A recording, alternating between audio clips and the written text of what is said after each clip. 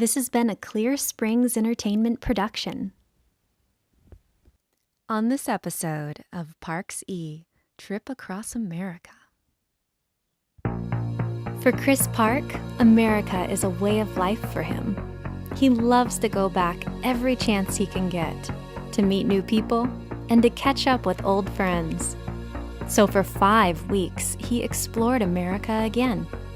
And along the way, he interviewed some cool people and explored some cool new cities. From New Zealand to America, watch as he explores America and interviews some cool people. This is Parx-e Trip Across America.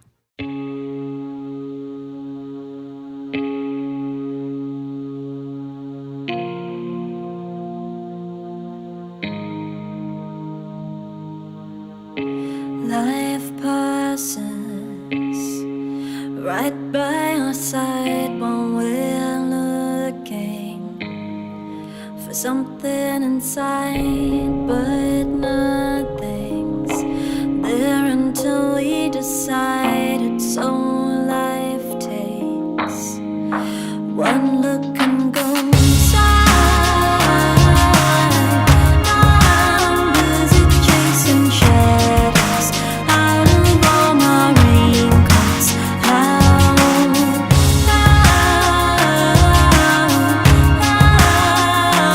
I supposed to go to home inside a ghost town? I waited, thinking you'd change your ways. I was mistaken. Change is a choice, and you abstained. It's been years now, and I'm still angry. I stayed, the door was open, but I swore it was chained. I'm busy chasing shadows out of all my raincoats. How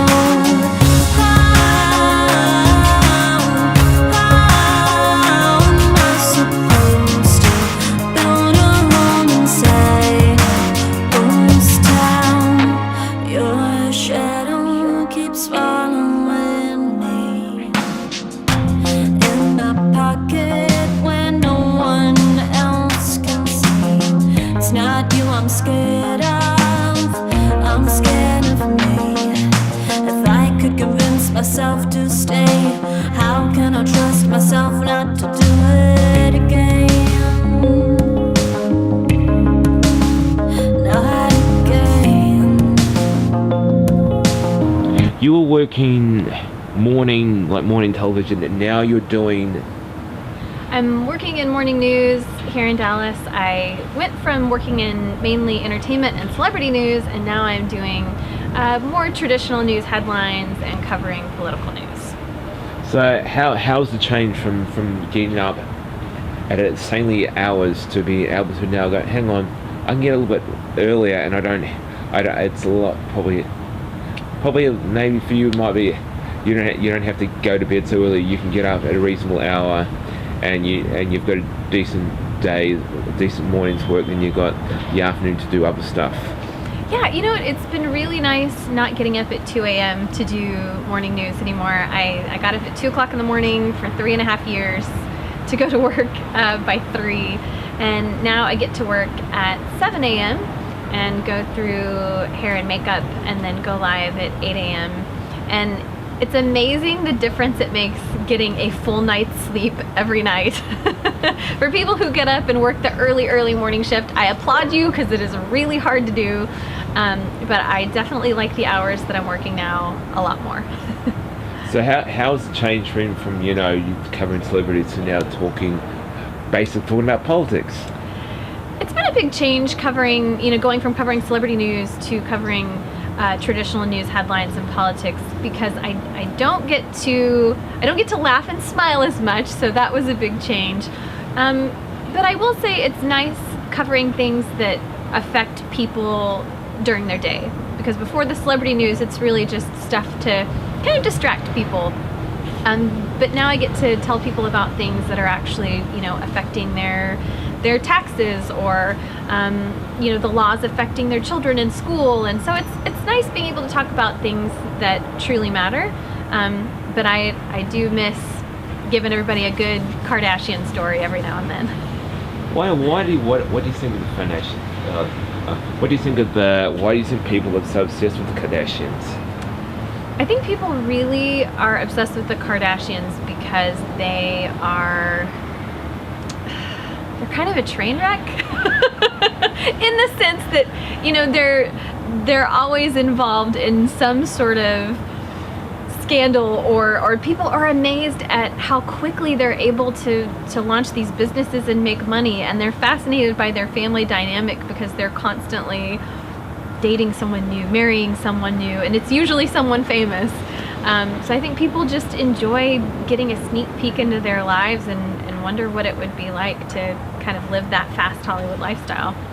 So do you think, with that in regards, do you think social media has changed everything? So now, especially on Instagram, there are a lot of people that are getting paid to plug something. So like, for example, say, you might have, say, a certain celebrity, so look, whenever I go on holidays, I always stay at a Best Western. Right. Social media has definitely changed the game. I think that we're exposed to brands and new products that we might not have thought of or would have tried before until we see a celebrity or someone who's a social media celebrity endorse it. I don't necessarily think it's a bad thing. I mean, it's a great way for people to have another business and another revenue stream. So, if you've got the following, I say you might as well make some money off of it. So like social media has done a lot, because in the old days, like yourself and probably lots of people, you'd actually have to work to get roles and performances. Now, anyone, if they have heaps of followers on YouTube, they can be a star. It's true. I think it's opened the door for a lot of people who probably would never have had the means or the opportunity to have their work seen, whether they're a singer or a makeup artist or an actor. So in that sense, it's really, really cool.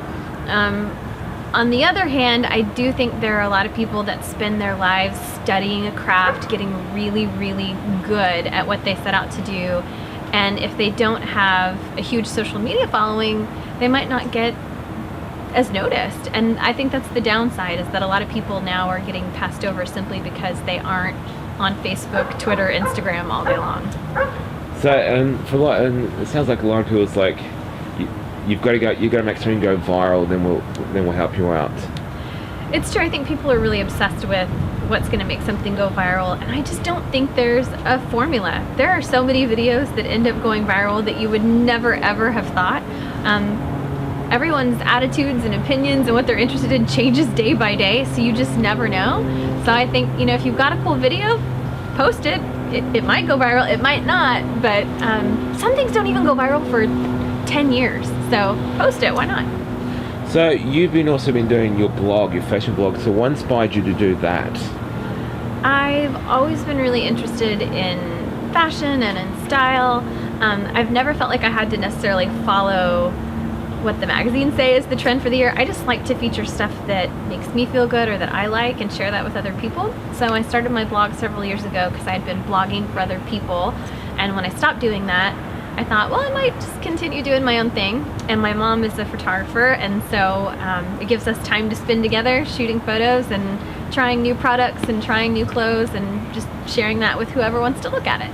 So what's it like having your mum being involved in taking photos and all that kind of stuff? It's been awesome having my mom as my photographer, because I can look at the photos and go, oh, I don't like that one, or let's redo this, and not have to worry about hurting someone's feelings, because it's my mom. Also, you probably don't have to pay her as well. And I don't have to pay my mom. But don't tell her I told you that.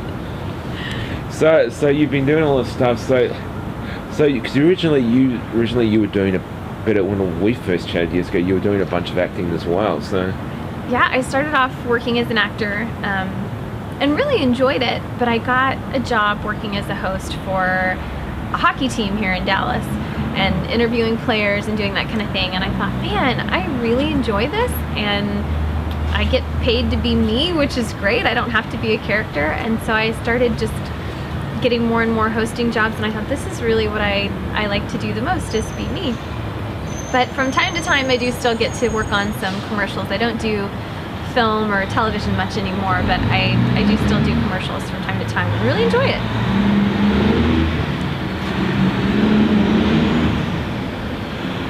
Wait till it goes past. He's a little noisy. Wait till it goes past. And the magic of editing software. Right.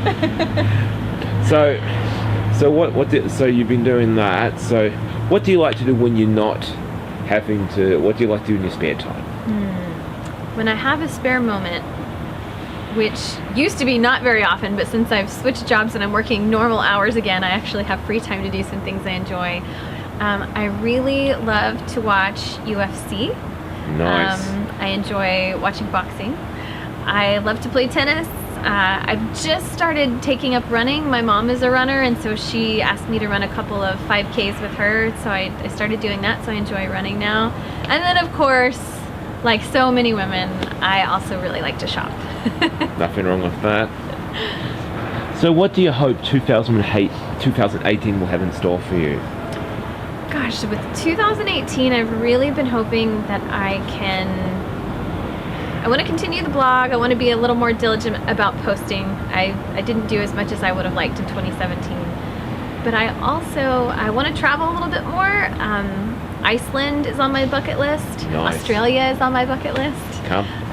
So I would love to go both of those places. And then I would like to do some more lifestyle and entertainment segments and pitch some of those things where I'm working and see if I can maybe have a little entertainment stuff going on the side besides doing all of the traditional news.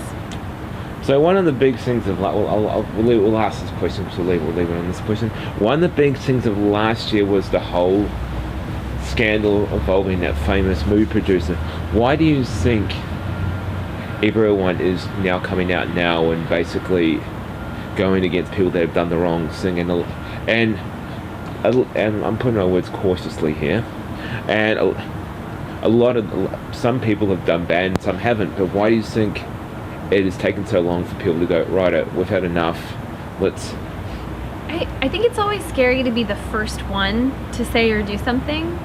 I think once someone sort of breaks through that barrier and stands up and says, I was a victim, or this happened to me, and it gets noticed by the media and the public, it suddenly becomes a much safer space for other people to come forward and say something. And I think that's exactly what happened with the Harvey Weinstein scandal. You had, a couple of really brave women who were willing to risk their reputations and come forward and say, he did this, it wasn't right, I was afraid to say anything sooner, but now I feel like it's the right time. And because of that small group of women, so many more people, both men and women, have been willing to come forward and say that they had been harassed or abused or bullied in some way. And I definitely don't think that's a bad thing. The Press Box Grill in Dallas is my kind of place. It is a sports bar restaurant. Lovely food, sport in the telly. What's not to like? Great staff. But wait for it.